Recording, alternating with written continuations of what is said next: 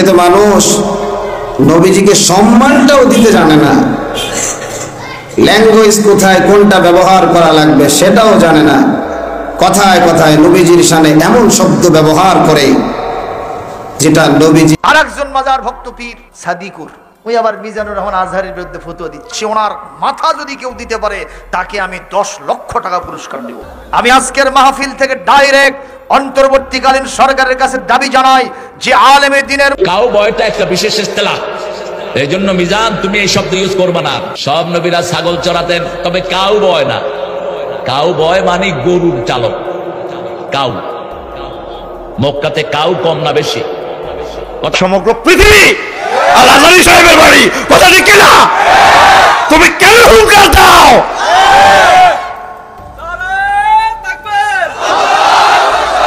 মিজানুর রহমান আজহারীকে দেশ থেকে বের করে। আসসালামু আলাইকুম। অন্তর্বর্তী সরকারের প্রধান উপদেষ্টা নোবেলজয়ী ডক্টর মোহাম্মদ ইউনূস ক্ষমতা থাকাকালীন আজকে সারা বাংলাদেশে যেসব ঘটনা ঘটেছে তার মধ্য থেকে আমি আপনাদেরকে গুরুত্বপূর্ণ একটা ভিডিও ফুটেজ দেখাবো, যা দেখলে আপনারা সত্যি রীতিমতো অবাক হয়ে যাবেন। তাই বলছি সম্পূর্ণ ভিডিও জুড়ে আমার সাথে থাকবেন, তাহলে সবকিছু বুঝতে পারেন ইনশাআল্লাহ। ভিডিওতে চলে যাবো তার আগে আপনাদের কাছে ছোট রিকোয়েস্ট, আপনি যদি আমার চ্যানেল নতুন দর্শক হয়ে থাকেন তাহলে চ্যানেলটি সাবস্ক্রাইব করে পাশে থাকা বেল আইকনটা বাজিয়ে দিতে ভুলবেন না। তো দর্শক চলুন আজকের সেই কাঙ্ক্ষিত ভিডিও ফুটেজগুলো আমরা ধারাবাহিকভাবে কয়েকটি ভিডিও ফুটেজ প্রমাণ সহকারে দেখে আসি। কাউ বয়টা একটা বিশেষ ইস্তেলাহ, এই জন্য মিজান তুমি এই শব্দ ইউজ করবে না। সব নবীরা ছাগল চড়াতেন, তবে কাউ বয় না। কাউ বয় মানে গরুর চালক। কাউ মক্কাতে কাউ কম না বেশি? কথা কন না, সবচেয়ে কম। বরং গোট বয় বলতে পারেন, কিন্তু কাউ বয়টা একটা বিশেষ ইস্তেলাহ, এই জন্য মিজান তুমি এই শব্দ ইউজ করবে না। এটা রাসূলের শানে যায় না। কাউ বয়দের চরিত্র নষ্ট থাকে। কাউ বয় ফিল্মগুলো যারা দেখেছেন তারা বুঝবেন এই শব্দ যায় না। পৃথিবীর সর্বশ্রেষ্ঠ শব্দ রাসূলের জন্য ব্যবহার করেছেন কে? ইন্নী রাসূলুল্লাহি ইলাইকুম জামিআ ইয়া আইয়ুহান নবী ইয়া আইয়ুহার রাসূল। ইয়া মুহাম্মদ বলে আল্লাহ ডাকেন নাই। আল্লাহ ডেকেছেন ওমা মুহাম্মদ ইল্লা রাসূল ক্বাদ খালাত মিন ক্বাবলিহির রাসূল। আর ডেকেছেন যখন বলেছেন ইয়া আইয়ুহাল মুদাসসির, ও কামলিওয়ালা। ও কি কামলিওয়ালা? কাউ বয়টা একটা বিশেষ ইস্তেলাহ, এই জন্য মিজান তুমি এই শব্দ ইউজ করবে না। সব নবীরা ছাগল চড়াতেন, তবে কাউ বয় না। কাউ বয় মানে গরুর চালক। কাউ মক্কাতে কাউ কম না বেশি? কথা কন না, সবচেয়ে কম। বরং গোট বয় বলতে পারেন, কিন্তু কাউ বয়টা একটা বিশেষ ইস্তেলাহ, এই জন্য মিজান তুমি এই শব্দ ইউজ করবে না। এটা রাসূলের শানে যায় না। কাউ বয়দের চরিত্র নষ্ট থাকে। কাউ বয় ফিল্মগুলো যারা দেখেছেন তারা বুঝবেন এই শব্দ যায় না। পৃথিবীর সর্বশ্রেষ্ঠ শব্দ রাসূলের জন্য ব্যবহার করেছেন কে? ইন্নী রাসূলুল্লাহি ইলাইকুম জামিআ ইয়া আইয়ুহান নবী ইয়া আইয়ুহার রাসূল। ইয়া মুহাম্মদ বলে আল্লাহ ডাকেন নাই। আল্লাহ ডেকেছেন ওমা মুহাম্মদ ইল্লা রাসূল ক্বাদ খালাত মিন ক্বাবলিহির রাসূল। আর ডেকেছেন যখন বলে। আজকে তো মানুষ নবীজিকে সম্মানটাও দিতে জানে না, ল্যাঙ্গুয়েজ কোথায় কোনটা ব্যবহার করা লাগবে সেটাও জানে না। কথায় কথায় নবীজির শানে এমন শব্দ ব্যবহার করে যেটা নবীজি কোনোদিনও করে নাই। নবীজির ইজ্জতের উপরে আঘাত লাগে। কাউবয় বলে নবীজিকে সম্বোধন করে, রাখাল, গরুর রাখাল। আমার নবী জীবনেও কোনোদিন গরু চালায় না।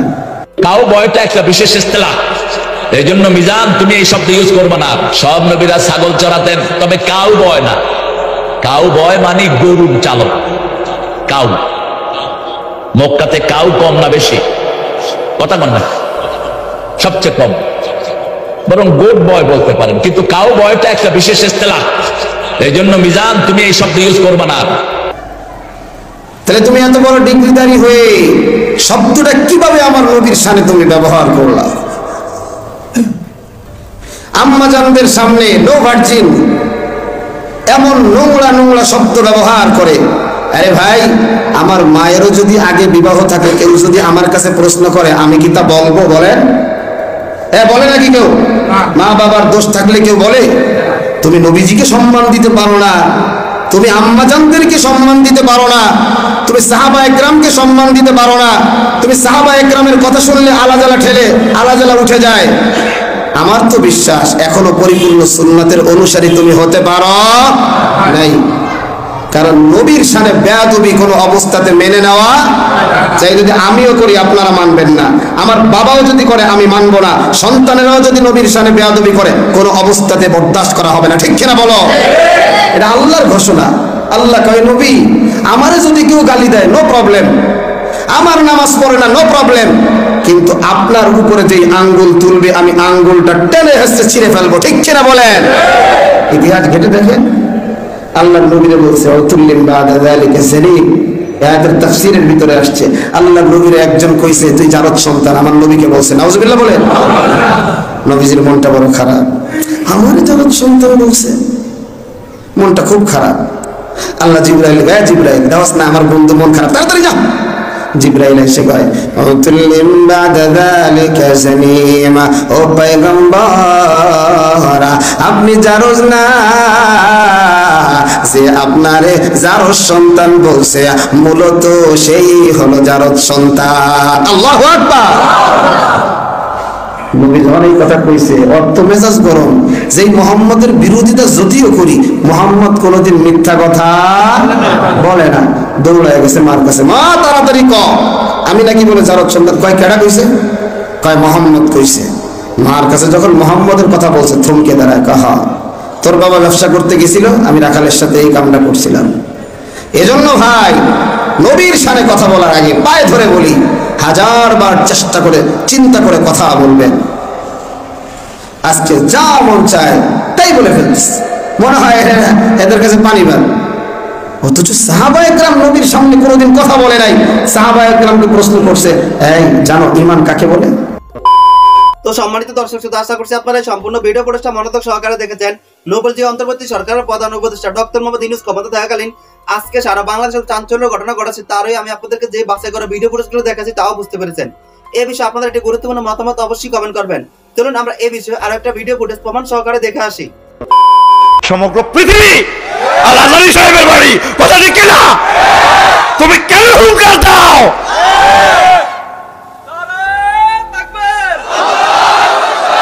মিজানুর রহমান আজহারীকে দেশ থেকে বের করে দিবি বলে হুমকি দিলেন এক নেতা। এই বিষয়ে কিছু বলেন। এই দেশে এখনো আলেমরা নিরাপদ না।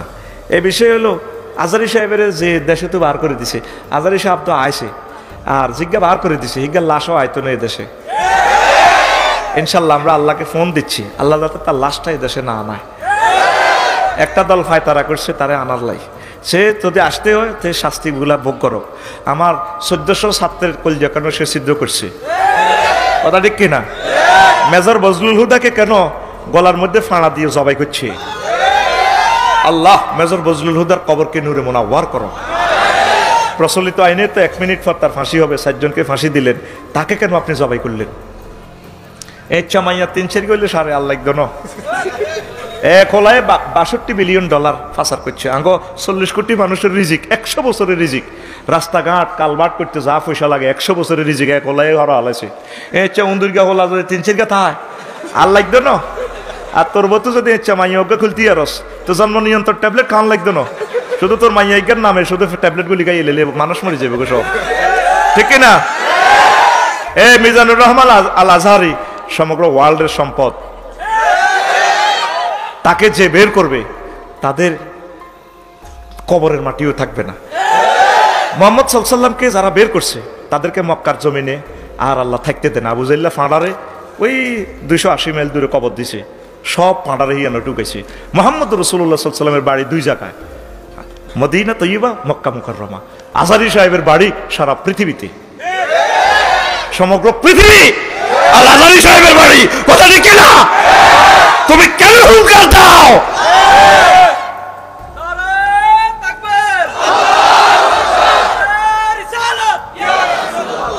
এ যদি ডক্টর ইউনূস সাহেব মরে নির্বাচনের পর তো তুই নেতা হবি, ঠিক আছে? ডক্টর ইউনূসের মতো মানুষ তুই পাইতি না, স্বর্ণের টুকরা উনি, মনের মতো নেতা পাইছি।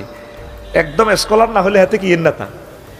ব্যাটারির সাজ আছে 60, কারেন্টের ভোল্ট 30, তো উল্টা তো ব্যাটারি হামদা যাবে কারেন্টের ভিতরে। একটা জাতিগোষ্ঠীকে চালানোর জন্য 40 কোটি মানুষকে যে পাওয়ার ভোল্টেজ আল্লাহ তার ভিতরে দিছে। তবে তিনি বুড়ো হয়ে গেছেন, অশীতিপুর বড় ওনাকে আল্লাহ ছাড়া কেউ সাহায্য করে না। ইয়াজুজ মাহুজের আছে নির্বাচন লই, কেমনি নির্বাচন দিব? ওই একসাথে ইফতারি লগে চেয়ারি গাইতো। প্রশ্ন কর হুজুর, কসা হুজুর, ইফতারির সাথে কেমনে চেয়ারি গাইব? ওই চেয়ারির সঙ্গে মনে করো যদি চেয়ারি ন হয় ইয়ালে একসাথে তো টাকাই লেব। আর একজন মাজার ভক্ত পীর সাদিকুর, উনি আবার মিজানুর রহমান আজহারের বিরুদ্ধে ফতোয়া দিচ্ছে, ওনার মাথা যদি কেউ দিতে পারে তাকে আমি 10 লক্ষ টাকা পুরস্কার দেব। আমি আজকের মাহফিল থেকে ডাইরেক্ট অন্তর্বর্তীকালীন সরকারের কাছে দাবি জানাই যে আলেমে দিনের মতোই ভণ্ড পীর মাজার পূজারী আমার বিশ্বের অন্যতম ইসলামিক স্কলার, বাংলাদেশের তরুণদের আইডল আল্লামা ডক্টর মিজানুর রহমান আজহারীর মতো একজন বিশ্ববিখ্যাত আলেমে দিনের এই মাথার ব্যাপারে কার ব্যাপারে এত বড় কঠিন সিদ্ধান্ত দিতে পারলো, অনতি বিলম্বে তাকে গ্রেফতার করে দৃষ্টান্তমূলক শাস্তি দিতে হবে হবে হবে। জোরে বলুন কথা ঠিক কিনা? নবী করিম সাল্লাল্লাহু আলাইহি ওয়াসাল্লাম নিজেই বলেছেন যে পৃথিবীর সকল নবীদেরকে আল্লাহ ছাগল চড়ায় নিছে। কি জন্য নিছে সেটা জানেন? যে ছাগলের যত জেদ, ছাগলের যত জেদ, মানুষের জেদ আর ছাগলের জেদ একের সেম, কথা কয় না। যে ছাগল চড়াতে সক্ষম হবে সে মানুষ চড়াতেও সক্ষম হবে। আমার এলাকায় শীতের মধ্যে এক লোক, এই যে কঠিন মাঘ মাসের খালি কনকনে শীত, বুঝছেন, সত্য প্রবাহ, ওর মাথার যে কি হয়েছে, ওই ছাগল পুকুরত গোসল করাবে। পানি চোরা মানুষ 7 দিন পানির ধারত যায় না, আর ওর মাথার তীব্রত হয়েছে ছাগলকটাও পুকুরত গোসল করাবে। রশি লাগাইয়া টানতেছে সামনের দিকে, আর ছাগল পেছনে হেগনেছে। কথা কন্যা কেন টেনে হেসরা পুকুরের পার পর্যন্ত নিয়ে গেছে। ওখানে যাওয়ার পরে এত জোরে টান মারছে, বুঝছেন, রশিটা ছিঁড়া ছাগল গেছে বাড়িতে, ছাগল ওলা পানিতে। এই হলো ছাগল। জোরে কোন ঠিক না বেঠিক? এটা চড়াতে যারা সক্ষম হবে তারাই মানুষ চড়াতে সক্ষম হবে। আম্মা জান আয়েশা বলেছেন, হুজুর আপনি ছাগলও চড়াইছেন? বলে হ্যাঁ, পৃথিবীর সকল নবীকে দিয়ে আল্লাহ ছাগল চড়াই নিয়েছেন। সুবহানাল্লাহ বলবেন না? হাদিসের কথা, সেই কথাটা উনি বলেছেন। আচ্ছা, যিনি ছাগল চড়ান তিনি রাখাল না? এটার ইংরেজি অনুবাদ হলো, এই যে ভাই আমার বলছে এটা। এখন উনি ইংরেজি লেখাপড়া করছেন, অনেক ইংরেজি জানেন উনি, অনর্গল ইংরেজিতে বক্তৃতা দিতে পারেন। আল্লাহু আকবার। এ ধরনের একজন ইসলামিক স্কলারকে আমাদের কদর করা দরকার। আশ্চর্য ব্যাপার, তুই মাতার ঘোষণা দাও, এত বড় সাহস তোমাকে কে দিয়েছে? কথা বলেন ঠিক কিনা? আলেমদের ভেতরে চুলোচুলি কিলাকিলি বন্ধ হওয়ার দরকার আছে না নাই? আলেমরা যদি এক না হয় জালেমরা এক হবে না, ঠিক না? এই জন্য আলেমদেরকে এক হতে হবে। নির্দেশকার তো সম্মানিত দর্শক শ্রোতা, আশা করছি আপনারা সম্পূর্ণ ভিডিও ফুটেজ জুড়ে আমার সাথে ছিলেন। অন্তর্বর্তী সরকারের প্রধান উপদেষ্টা ডক্টর মোহাম্মদ ইউনূস ক্ষমতা থাকাকালীন আজকে সারা বাংলাদেশে যেসব চাঞ্চল্য ঘটনা ঘটেছে তাও বুঝতে পেরেছেন। এই বিষয়ে আপনাদের একটি মূল্যবান মতামত অবশ্যই কমেন্ট করবেন। আজ এ পর্যন্তই, দেখা হচ্ছে অন্য একটি ভিডিওতে। সে পর্যন্ত ভালো থাকবেন, সুস্থ থাকবেন। আল্লাহ হাফেজ।